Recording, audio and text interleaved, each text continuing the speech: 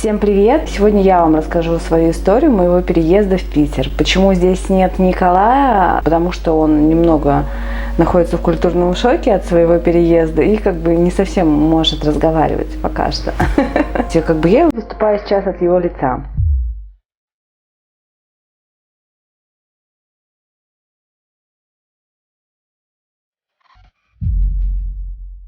Так, первое, на что вы обратите внимание, когда станете жителем Петербурга, это, несомненно, вам придется скачать приложение 2GIS города Санкт-Петербург.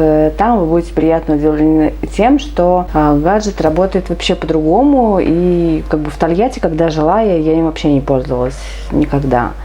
В Петербурге, то есть без него просто не обойтись. Там, в принципе, даже показано, в какую сторону движутся автобусы. Если вы решили ехать наземным транспортом. Какое-то интересное место. Интересных мест здесь полно. Здесь, в принципе, вышел из подъезда и уже интересно. То есть, просто потому что ты гуляешь по Питеру. Здесь полно красивых мест, старых домов и особняков. Второе, на что вы обратите внимание в Питере, то это на то, что здесь люди все, без исключения, все очень вежливые и приветливые. Все здороваются в лифте, и хотя даже не знают, почему ты здесь, пришел ли ты в гости, либо ты тут живешь. С первого нашего посещения подъездов в доме, в котором мы живем, с нами поздоровались все, кто выходил, заходил. То есть я была удивлена. Далее на работе такая же примерно ситуация. То есть все с тобой здороваются, все вежливые, приветливые, хотя видят тебя в первый раз. Если честно, это такая достаточно приятная неожиданность после нашего Тольятти. Следующее, на что стоит обратить внимание, проживая в Санкт-Петербурге, это, конечно же, на погоду. То есть вы просто не оставите незамеченный тот факт, что здесь с погодой творится просто что-то невероятное. Самое сложное — одеться по погоде. Но это реально сложно, потому что ты не понимаешь, что происходит. С утра ты уходишь на улице тепло, и там чуть ли не пекло, а через буквально полчаса ситуация в корне меняется, и тебе уже становится холодно в пуховике. Поэтому тут нужно иметь какой-то своеобразный талант одеться по питерской погоде. Хочу рассказать вам про обстановки общественного транспорта в городе Санкт-Петербург. То есть здесь, непонятная такая ситуация, неоднозначная покажется вам с одной стороны, потому что здесь в принципе нет остановок. Нет, они есть, но их очень мало. И это какие-то такие значимые места, например, типа вокзал какой-то, там есть остановка, то есть, это такое небольшое сооружение, построенное из какого-то пластика полупрозрачного. Это те конструкции, к которым мы привыкли, в нашем городе. Здесь их практически нет. То есть все обозначения, они есть на дороге, и, висят такие небольшие вывески, похожие на вывески, совсем небольшие, там чуть побольше формата А4, листа бумаги.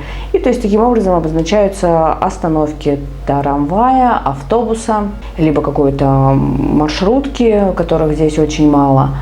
И люди просто подходят к этому месту и стоят, и автобус подъезжает и забирает их. То есть, по сути,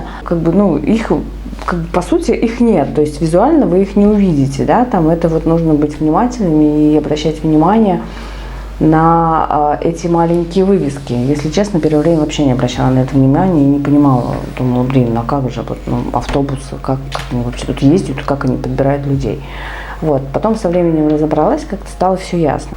Сделано это в связи с тем, что власти города просто не хотят захламлять и без того очень узкие улочки, которые идут вдоль старинных домов, особняков, тут все везде кругом старинные дома. Мимо них идут узкие улочки, то есть если там поставить остановку, там просто элементарно негде пройти, а здесь уже проезжая часть. То есть сделано это для этого. Как-то люди справляются, и, в принципе, я бы сказала, это довольно удобно и комфортно, и нет никаких непонятных и неприятных ситуаций. Каждая остановка также обозначается на карте в 2GIS, то есть всегда можно найти подходящий транспорт поблизости.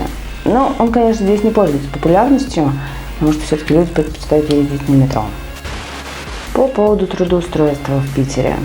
Сказать честно, как бы я не могу, то есть я не столкнулась ни с какой проблемой, ни с какой сложностью. Я устроилась буквально там за один день. То есть я рассмотрела там 2 предложения из многих, которые мне поступали. Это были и отклики на HeadHunter, и входящие звонки тоже, наверное, с HeadHunter.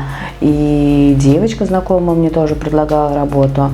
Вот. В принципе, я была на одном собеседовании, ну, по телефону мы поговорили, то есть на видеособеседовании, и я пошла на собеседование в компанию, в которой сейчас работаю. Это как бы недалеко от меня, то есть я хожу пешком, я не езжу в метро, прогулка занимает до работы примерно 20 минут, работаю я с 10 до 19:00, 5-дневка, трудоустройство с первого дня.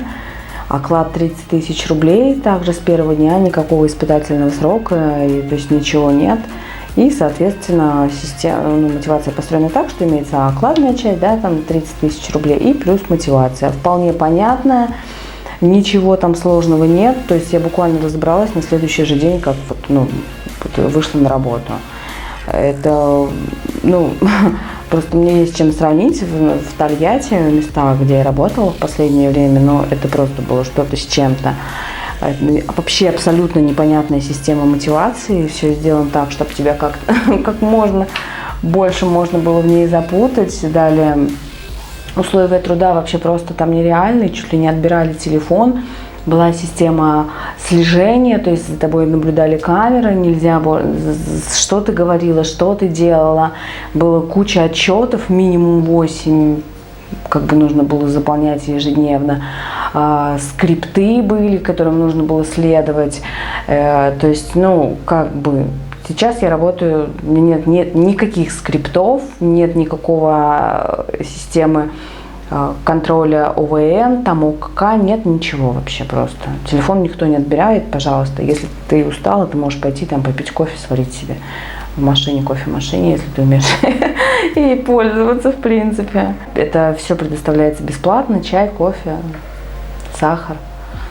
Да, в пятницу у меня еще короткий день, то есть я работаю на 1:15 меньше. Соответственно, красные дни календаря все я отдыхаю. И вот я уже хожу на работу неделю, и вы знаете, сложно, да, не бывает на первом месте на работе, да, там первое время, не знаю, как-то все просто, легко, понятный продукт, без каких-то заморочек, и продавать его нужно как-то без всяких там каких-то заморочек лишних вообще. Все понятно. Посмотрим, как пойдет. Подводя итог, могу сказать, приезжайте в Питер, если есть такая возможность. В любом случае, если не получится жить в Одессе постоянно, это будет прекрасный опыт, который вы будете помнить всю свою жизнь и много-много лет. Поэтому это того стоит. Ну и как по скриптам. Забыла вам сказать, что уже побывала на Невском проспекте и на Исаакиевском соборе. Это, конечно, нереальное ощущение, но это даже не начало осмотра достопримечательностей Питера, потому что здесь их просто нереальное количество. Это было вообще очень нереально круто, мне очень понравилось. Не забудьте, пожалуйста, подписаться на этот канал, ставить лайки и оставлять комментарии. Все, всем спасибо, пока.